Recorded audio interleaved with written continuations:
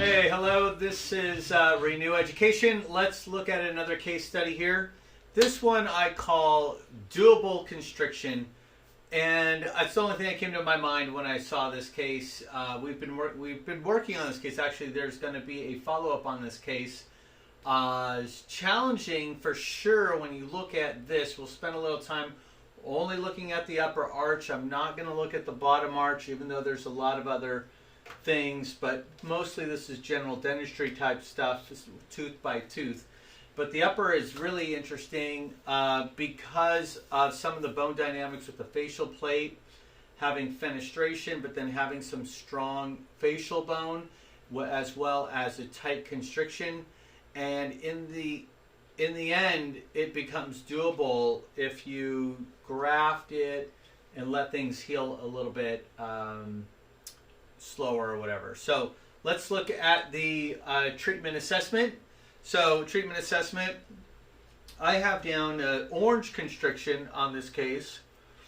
I have a light green on bone density, a yellow facial bone, red on the sinus, and I'm particularly looking at the first molar area, and a red on the posterior support area here. When you get into this area here, the capacity for that little thin amount of bone is very difficult for that to heal. So I don't feel very favorable about that. So let's just look at this case a little bit closer. Let's look closer in here. If you were to think about this is 6 teeth here, 7. Would you consider a non full arch case? Maybe. But because we have no bone here and we have no bone here, you have to now start to consider it as a full arch case. So it kind of pushes us on our 50-50 rule about what are we going to keep or not keep or go into full arch. This patient just can't chew anymore. She has no primary chewing area here at all, and then only a premolar here. That doesn't work. So we're going to aim for here. We're going to aim for, let's say, here. We're going to aim for there. And if we can, here. But this is where we're looking at. This could be a functional locator case, maybe an overbar case here. It's kind of hard because of the tight vertical. There's not a lot of vertical height to work with there, as well as there when you start looking at where the bone might end up and having enough room for an overbar. So let's start with the number 5 area. Actually, let's start back here in, that would be the number 3 spot, and you can just see how horrible that really is. There's just nothing here to actually get a sinus graft to grow into that area is extremely challenging. Here's a taste of how the constriction is on the lower arch. You can see how well defined that is, and just how scary that would be. I mean, you can get an implant down here if you needed to, but here, if you did a lateral sinus lift, if you did autogenous bone graft, you'd probably have your best luck there. But this is so fragile, I wouldn't recommend much here at all. And here's where you come into, that's about the number 4 area, and there's really nothing there either.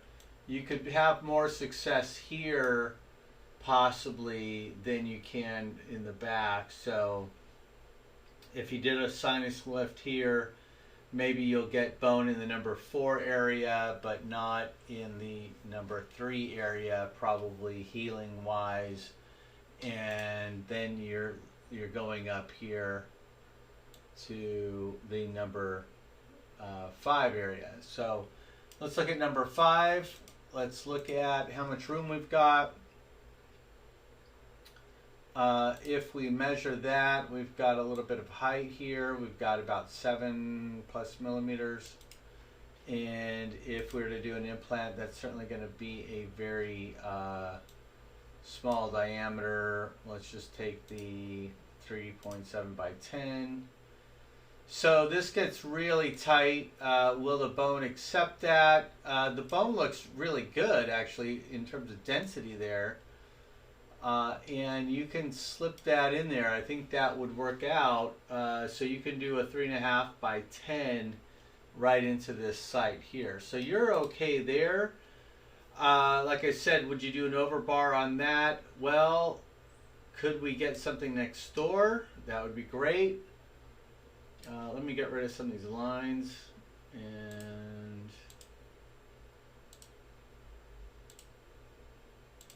okay.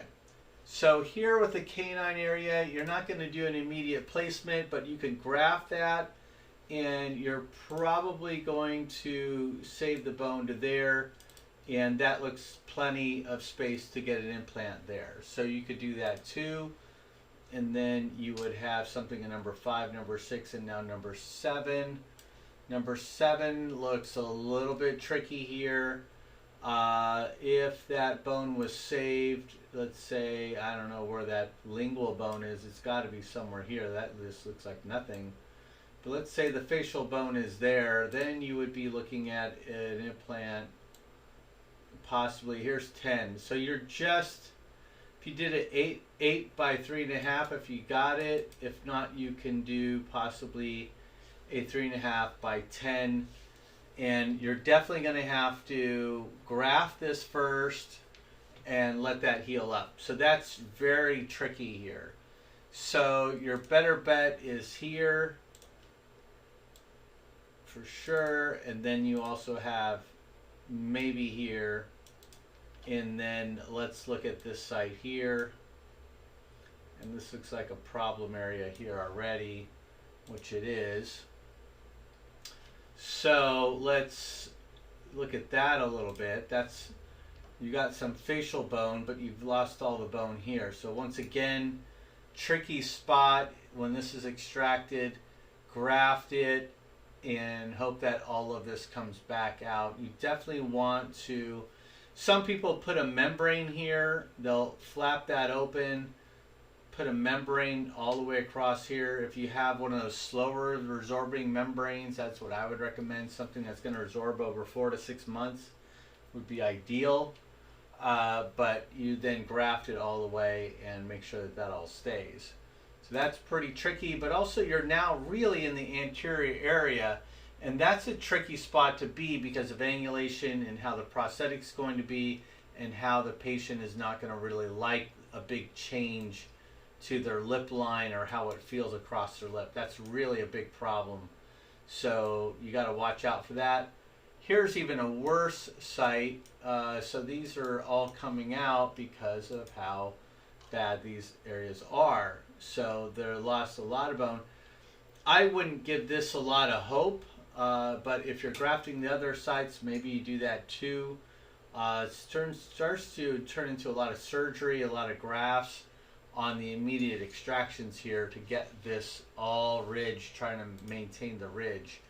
So that's a tricky one. Number 9 is kind of my area where I'm like, that's kind of no man's land now. And so here we go. Here it goes back to constriction on number 10.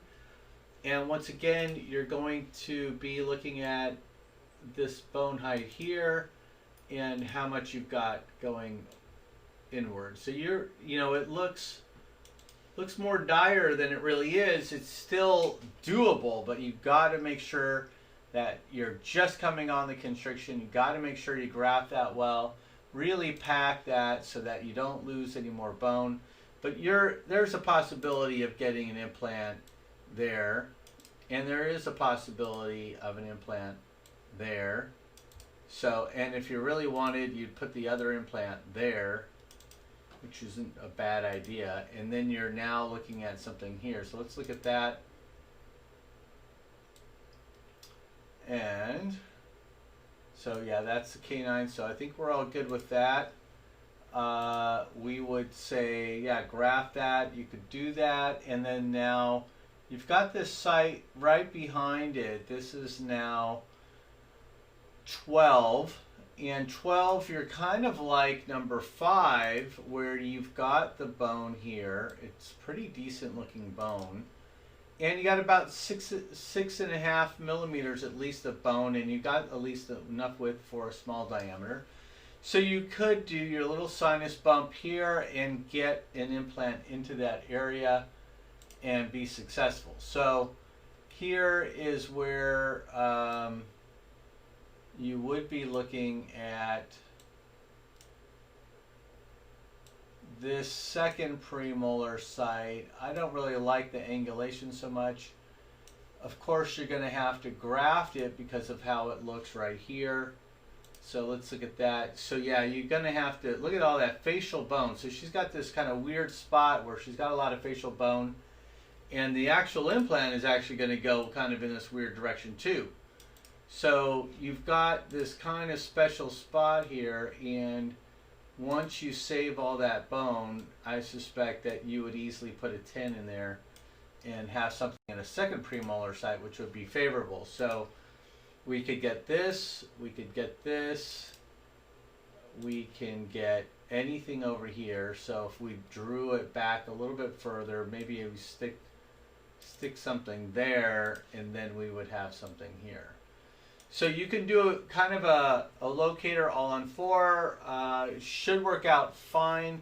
I don't like that we're a little more anterior on this premolar site, but that's one of the compromises, and she will be far better off with this scenario than with these current chewing and current teeth here.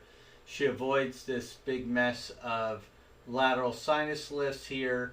She's got a lot of wait time, and you got to make sure that all of those grafts heal very well. So you want to wait those grafts about 4 months at least, so that the bone healing event for this case.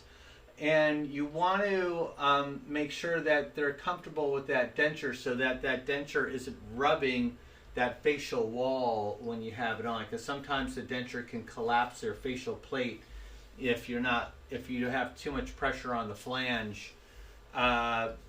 Luckily that works out okay for her, but once these sites get lost, if they collapse down, especially on this side, this whole case goes down. So I would recommend probably putting 3 implants here, just to kind of hedge your bets a little bit more on over-engineering this case.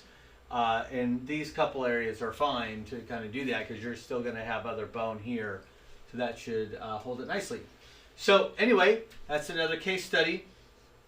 Hopefully you will join us one of these times for our live broadcast, but be sure to like us on Facebook and subscribe to us on YouTube, and check us out in some more case studies. Thanks.